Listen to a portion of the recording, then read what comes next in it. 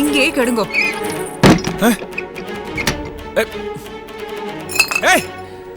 സത്യമാമേ,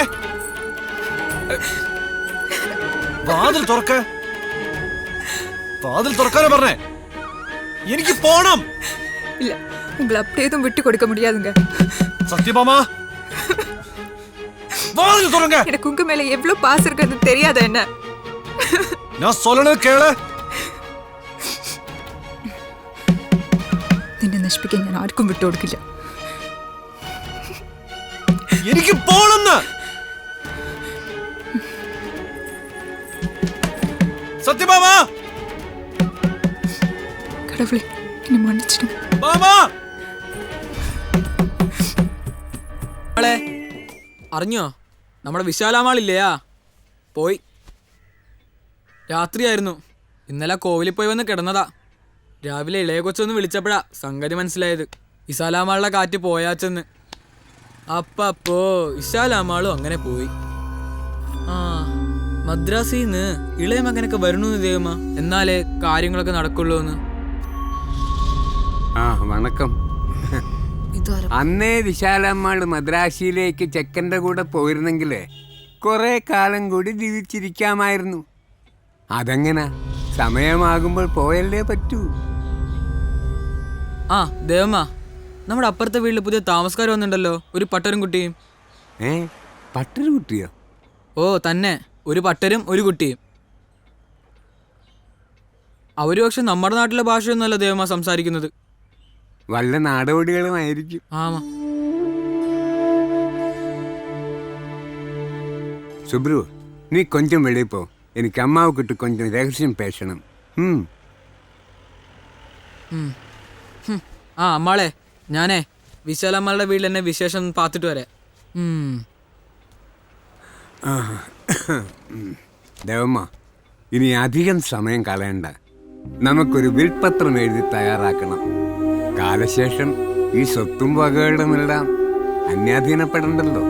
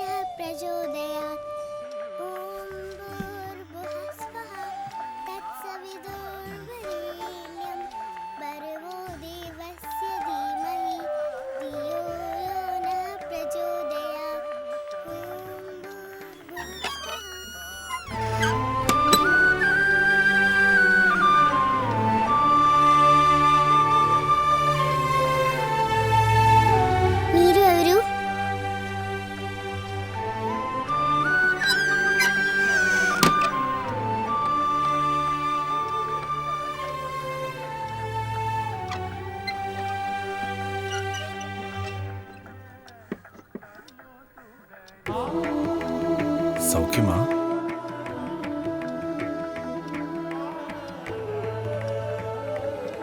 நீ இங்கே? நான் இங்கதான் இருக்கு. நீ ஓ,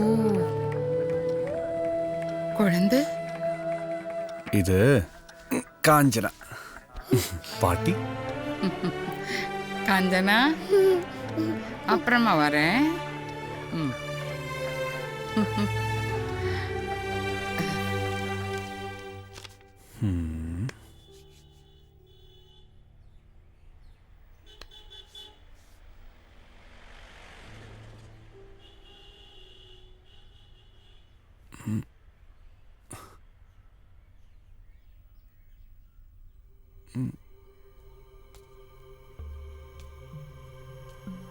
காஞ்சனா,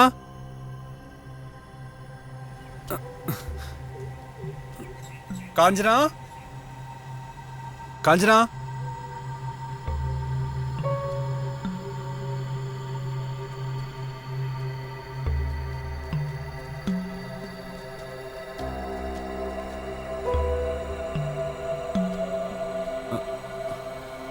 ദേവമോളെ,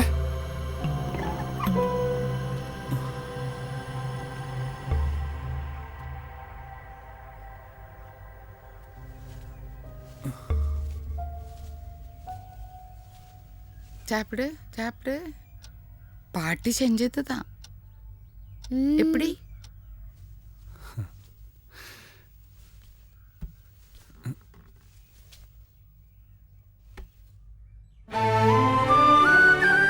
நல்லா இருக்கா?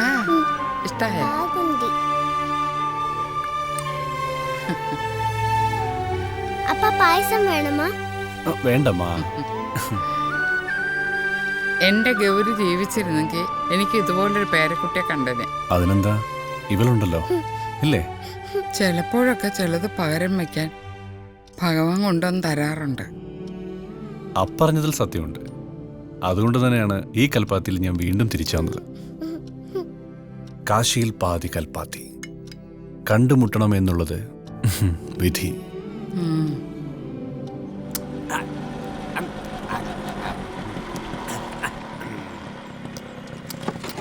ചായ.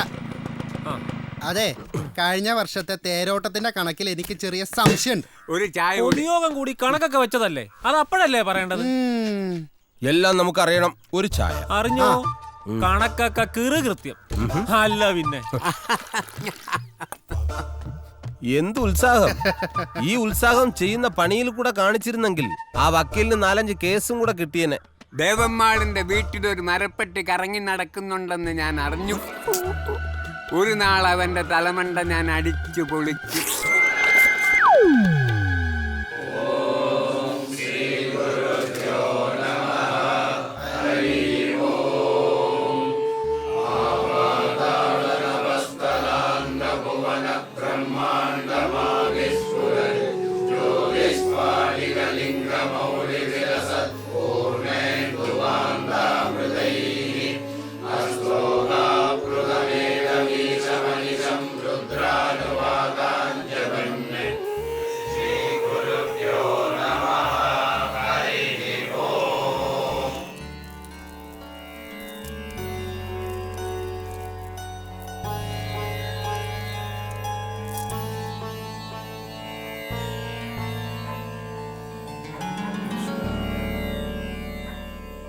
സ്വാമി,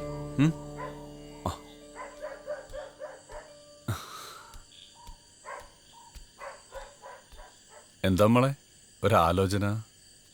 കൽപ്പാത്തിയിലിരുന്ന് കാശ് വരേക്കും എവ്വളോ ദൂരം വരും? ரொம்ப ദൂരമാ.